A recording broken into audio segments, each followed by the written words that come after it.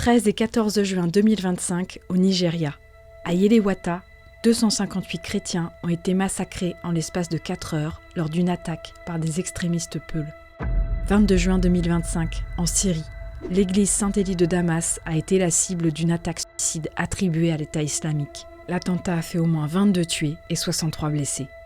9 septembre 2025 en Inde, le Rajasthan est devenu le 12e État indien à adopter une loi anti-conversion. Les dimanches suivants, des églises ont été attaquées et leurs pasteurs arrêtés. Ces exemples ne sont qu'une partie de ce qui est vécu par de nombreux chrétiens tout autour du globe. Ils ne sont pas des événements isolés. Rassemblés, ils dépeignent une réalité tragique, celle de la persécution des chrétiens à travers le monde.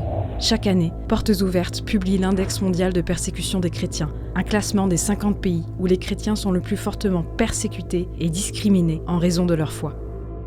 Alors qu'ils nous faisaient sortir, les policiers et les militaires nous ont pointé leurs armes sur le front et nous ont ordonné de renier Jésus.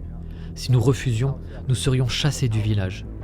Nous définissons la persécution contre les chrétiens comme toute hostilité à l'égard d'une personne ou d'une communauté motivée par l'identification de celle-ci à la personne de Jésus-Christ.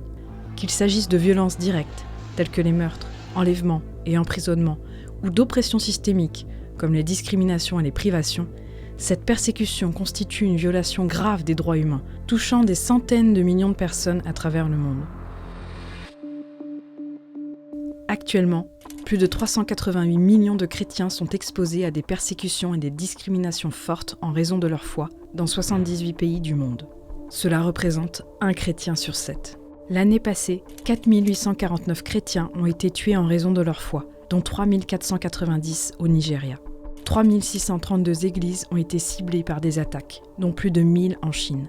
4 712 chrétiens ont été ou sont encore détenus pour des raisons abusives, dont 2 192 en Inde. 3 302 chrétiens ont été kidnappés ou portés disparus, dont 2 293 à nouveau au Nigeria. Boko Haram a tué 9 personnes chez moi, y compris mon père et mon frère. Nous leur avons échappé et nous nous sommes cachés. Nous pouvions les entendre dire « Où sont les mécréants ?» Ils me cherchaient, je tremblais. Cette année, on recense 15 pays où la persécution a atteint un niveau extrême. C'est le plus grand nombre de pays en persécution extrême jamais atteint. Il s'agit du Mali, du Myanmar, de l'Arabie Saoudite, de l'Inde, de l'Afghanistan, de l'Iran, de la Libye, du Pakistan, du Nigeria, de la Syrie, de l'Érythrée, du Soudan et enfin, pour les 3 premiers pays du classement, du Yémen, de la Somalie et de la Corée du Nord. La Syrie, en particulier, a vu la persécution augmenter de manière dramatique, passant de la 18e à la 6e place dans l'index, en raison de la hausse de la violence contre les chrétiens depuis la chute du précédent régime. Les portes de l'église se sont ouvertes et nous avons été attaqués par un terroriste. Il tirait sur nous à balles réelles, de gauche à droite. Gérios, mon beau-frère, a crié à tous de se mettre à l'abri.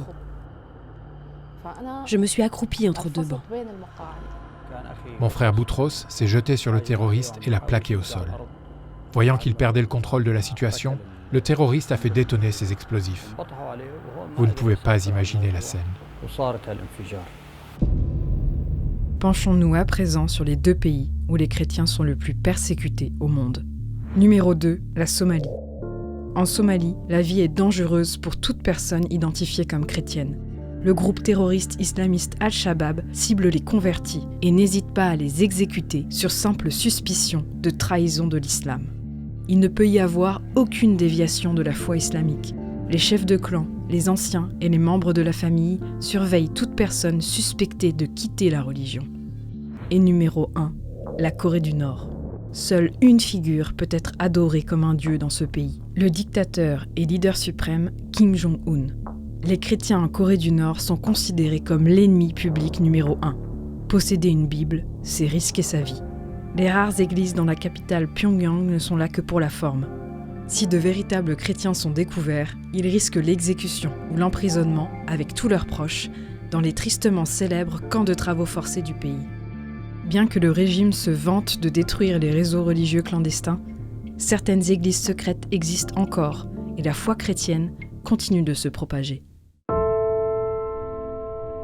Derrière la liste de l'index, derrière les chiffres, il y a des vies, des hommes et des femmes qui ont droit à la liberté, à la sécurité et à la protection de leurs droits.